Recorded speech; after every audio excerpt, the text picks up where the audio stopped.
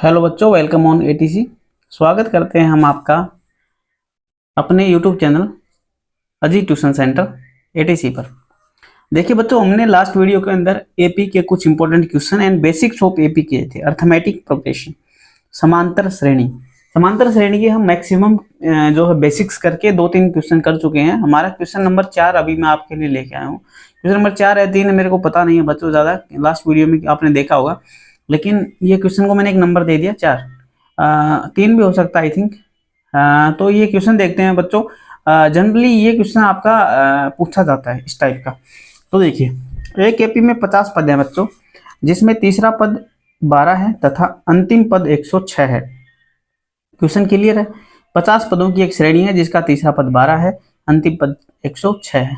बच्चों, अगर आपको हमारा यूट्यूब चैनल अच्छा लग रहा है, मेरे पढ़ाए हुए क्वेश्चंस आपको मदद कर रहे हैं और मैं आपको विश्वास दिला रहा हूँ कि इन चीज़ों से बाहर कुछ नहीं आएगा। जो मैं इधर क्वेश्चन चेंज हो सकता है, संख्या चेंज हो सकती है, नंबर चेंज हो सकता है, भाषा चेंज हो सकती है, लेकिन तरीका चेंज नहीं होगा बच्चों। चीज़ें सेम रहेंगी एकदम, बिल्कुल एज इट इज आपका छपेंगे क्वेश्चन आपके एग्जाम के अंदर। तो चलिए बच्चा, उसके बाद पूछ रहा है कि श्रेणी ज्ञात करें, श्रेणी के प्रथम 10 पदों का योग ज्ञात कीजिए। क्वेश्चन छोटे होते हैं लेकिन मैं उनको बड़ा बना देता हूँ ताकि एक क्वेश्चन के अंदर आपके ज्यादा डाउट्स क्लियर हो सके। देखिए बच्चा, अगर करने के तरीके से बताता हूँ आपको एग्जाम में कैसे करना, जैसे मैंने किया हुआ है इस तरीके से आपको करना है बच्चा। ठीक है, 2 पेन का यूज करना, एकदम मस्त तरीके से करना ताकि आप एग्जामिनर सोचे नंबर कहाँ काटू इसका। ठीक है, चलिए, दिया गया है कुल पदों की संख्या एन टोटल 50। तीसरा पद दिया हुआ है A3 12। A3 होता ना, तो A3 को A+2D लिख सकते हैं हम 12। मैंने बताया था बच्चों लास्ट, अगर आपने बेसिक्स वीडियो नहीं देखी है तो मैंने बताया था आपको। आप प्रथम पद A1 होता है, ठीक है, एपी का। दूसरा पद A2 होता है जिसको हम A+D लिख सकते हैं या A1+D लिख सकते हैं। A1 को मैं प्रथम पद मानूं या A से दर्शा सकता हूँ, एक ही बात है। ठीक है, अगर A3 होगा तो मैं डायरेक्ट लिखूंगा A1+2D। अगर A4 होगा तो मैं लिखूंगा A+3D। मतलब इधर 4 है उधर 3 है, इधर 5 है उधर 4 है, इस प्रकार से। ये मेरा प्रथम पद है। ए को आप A1 से दर्शाओ चाहे A से दर्शाओ, वो है प्रथम पद यहाँ से, मतलब प्रथम पद प्लस 3D।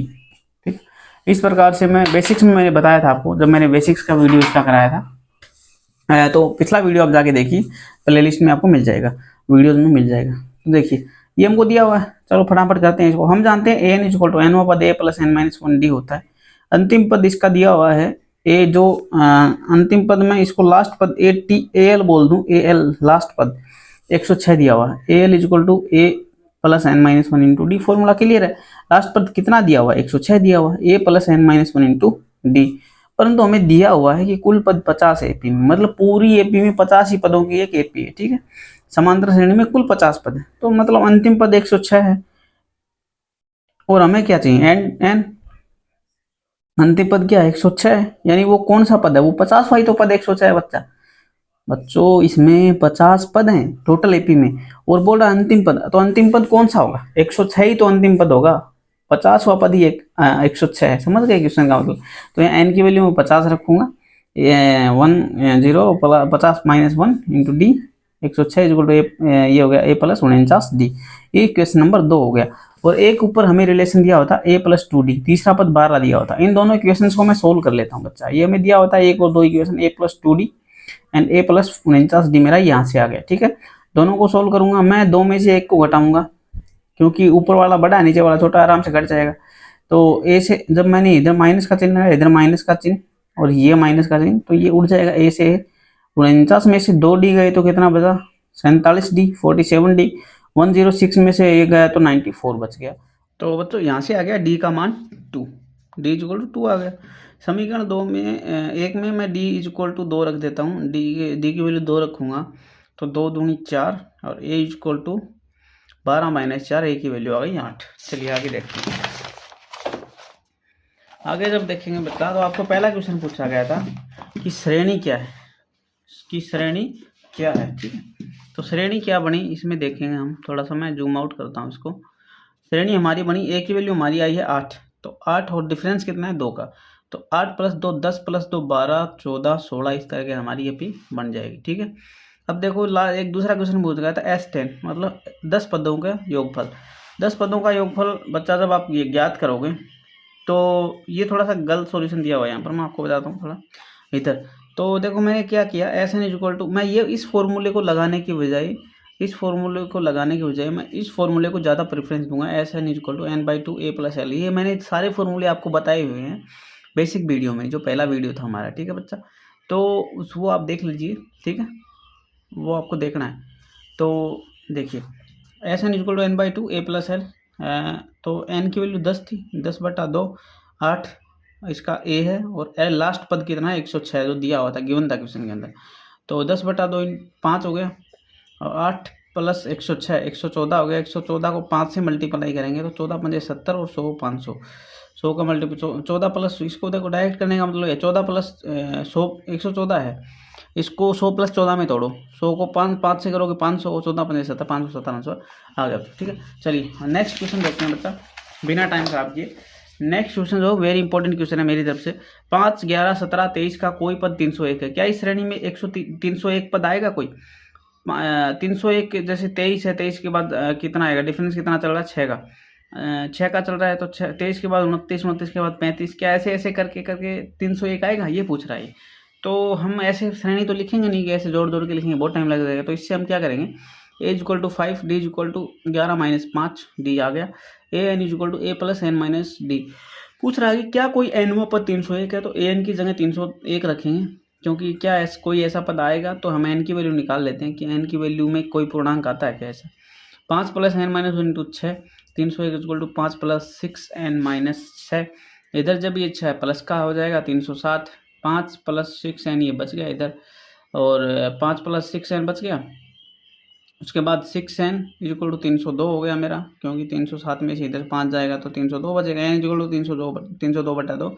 मैं इसको अगर 2 से काटूंगा तो 2 या 6 और 151 ये आ गया।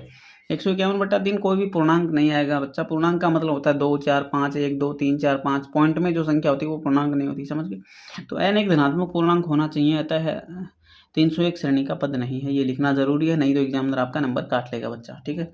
चलिए नेक्स्ट क्वेश्चन देखते हैं। नेक्स्ट क्वेश्चन क्या दिया हुआ है आपका, ये हम देखते हैं। देखो बच्चा, मेरी तरफ से ये question very very important question है, वेरी वेरी इंपॉर्टेंट क्वेश्चन, ठीक है, क्योंकि इसमें बच्चे मार खाते हैं। इसका मैं आपको डायरेक्ट ट्रिक बताता हूँ, एक शॉर्टकट बताता हूँ, जिससे आपको कोई फॉर्मूला आलतू फालतू लगाने की जरूरत नहीं है।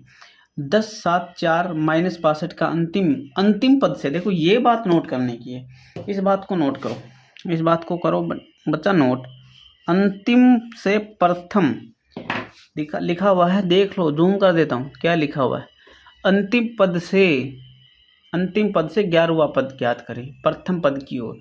ये बोल रहा है बच्चा, इधर से इसने 11वां पद नहीं पूछा, जैसे ये पहला पद दूसरा पद तीसरा पद, ना इधर से पूछा 62 से, इधर से 62 के पहले कोई पद था, इससे पहले कोई पद था, इससे कोई पहले पद था इस श्रेणी के अंदर, ठीक है। इधर से 11वां पद पूछा, इधर से, ठीक है, इधर से 11वां पद, ना कि इधर से नहीं पूछा, ठीक है। तो इधर पीछे से पूछा, अंतिम से। तो कुछ नहीं करना बच्चा, ऐसे क्वेश्चनों का शॉर्टकट बताता हूँ, डायरेक्ट बताता हूँ। अंतिम से 11वां पद यानी कि A11 होगा। A11 क्या होगा, A प्लस 10D, मैंने बताया था ये पहले वीडियो में, A प्लस 10D, या फिर आप A plus N minus 1 into D वाले फॉर्मूले से भी कर सकते हो, कोई दिक्कत नहीं, वही सेम चीज़ आएगी, उसका ही शॉर्ट फॉर्म लिखा हुआ है यहाँ पर, A प्लस 10D। तो सबसे पहले A और D फाइंड करना होगा हमें। तो सबसे पहले हमें इधर से करना है, इधर से करना है, तो बच्चा हम क्या करेंगे, श्रेणी को उल्टा लिखते हैं। सबसे पहले हम श्रेणी को उल्टा लिखेंगे। देखो सबसे पहले A D फाइंड करके देखो बच्चा, ये क्या है, ये श्रेणी चल रही है 10 7 4 माइनस 62। तो इसमें देखो 7 में से 10 जाएगा तो कितना बचेगा, -3। 4 में से 7 जाएगा तो कितना बचेगा, -3, ठीक है। इधर भी कोई संख्या थी, उसमें से कुछ गया तो -3, मतलब डिफरेंस क्या आया, सार्वंतर 3 आ गया। कितना, 3, किसका 3, माइनस का 3, ठीक है। तो D आ गया -3, D मैंने लिख लिया -3, ठीक है बच्चा। अब देखो अब क्या होगा, अब मैं लिखता हूँ D मेरे को पता चल गया। अब मेरे को क्या करना, मेरे को लिखना है इसका A।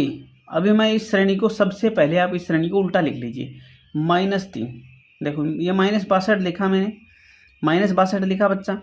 अब इसमें क्या करना है, इस श्रेणी को, इससे पीछे कौन सा पद था, इससे पीछे कौन सा पद, जैसे देखो इधर से आप करोगे 4 और डिफरेंस क्या चल रहा है -3 का, तो -3 क्या बचेगा -1, फिर -1 में से -3 करोगे -4, इसी तरह से। ठीक है, श्रेणी को उल्टा लिखो, -62, फिर इस श्रेणी में क्या जोड़ोगे आप 3 जोड़ोगे, 3 जोड़ोगे तो +3 करोगे -59, +3 करोगे -56। समझ रहे हो ना इस बात को बच्चा, ये बात समझ आ रही है ना आपको। देखो -62 था, देखो समझो इस बात को कैसे, -62 था, अंतिम मैं इस श्रेणी को उल्टा लिख रहा हूँ। तो इससे पहले कौन सा पद रहा होगा, इससे पहले कौन सा पद रहा होगा बच्चा, आप बताओ मेरे को। आप कहोगे सर इससे पहले तो इस श्रेणी में से -3 कम करो, डिफरेंस तो चल रहा है, तो इसमें से -3 कम करोगे तो माइनस और डिफरेंस कितना -3, माइनस माइनस क्या हो जाएगा प्लस, तो कितना होगा -59, फिर -59 में से -3 फिर कम करोगे, ठीक है, तो कितना बच जाएगा माइनस माइनस प्लस, माइनस का 56। तो ये श्रेणी में मैंने 3 पद लिख दी इस तरह से उल्टा। ए की वैल्यू -62 आ गई, देखो ये ए की वैल्यू -62 आ गई। डी की वैल्यू कैसे लिखोगे, डी की वैल्यू आ गई डी इक्वल टू -59, सेकंड पद माइनस फर्स्ट पद। देखो एक बात बता देता हूँ, सार्वंतर वो 3 नहीं रहेगा, चेंज हो जाएगा, उल्टा लिखते ही कुछ ना कुछ चेंज होगा, तो जो डिफरेंस है वो चेंज हो जाएगा। डी इक्वल टू -3 माइनस सार्वंतर क्या होगा A2 -A1 होता है, देखो सिंपल सी बात है। तो A2 क्या है -59 -62, तो ये माइनस माइनस प्लस होगा, 3 आ जाएगा सार्वंतर, सिंपल सी बात है, तो चेंज होता है change. A11 equal to A+10D आ गया बेटा, क्योंकि 11वां पद ज्ञात करना था हमें, देखो पूछा गया ऊपर क्वेश्चन में। तो 11वां पद A11 equal to -62 plus 10 into d की वैल्यू ये, तो A11 equal to -62 plus 30, A11 equal to minus कितना आ गया बच्चा 32, -32। तो इसका 11वां पद जो है वो -32 है। आप इसकी जांच भी कर सकते हो। A11 इक्वल टू क्या होता है A+10D होता है, ठीक है।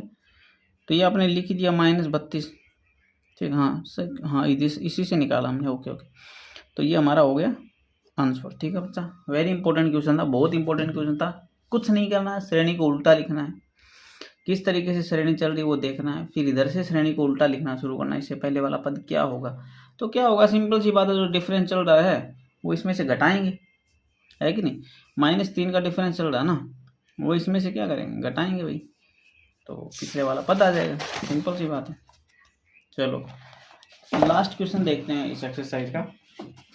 इसमें दिया हुआ बच्चों, फूलों की एक क्यारी, ये इंपॉर्टेंट क्वेश्चन है, बहुत बार आया। फूलों की एक क्यारी की पहली पंक्ति में 23 गुलाब के पौधे हैं, दूसरी में 21 हैं तथा तीसरी में 19 पौधे हैं। इसी तरह अंतिम पंक्ति में 5 गुलाब के पौधे। देखो ऐसे था, जैसे एक श्रेणी थी ये, इसमें 23 पौधे थे, फिर एक श्रेणी ये थी, इसके अंदर कितने थे 21 पौधे थे, फिर एक श्रेणी ये थी, इसके अंदर 19 पौधे थे। ऐसे ऐसे ऐसे ऐसे ऐसे ऐसे श्रेणियाँ हैं, और ये लास्ट जो है उसके अंदर 5 पौधे हैं, ठीक है। तो ये पूछ रहा है कि ये लाइनें कितनी बनी हुई हैं, ये श्रेणी कितनी बनी हुई है, ये कितनी पंक्तियां हैं।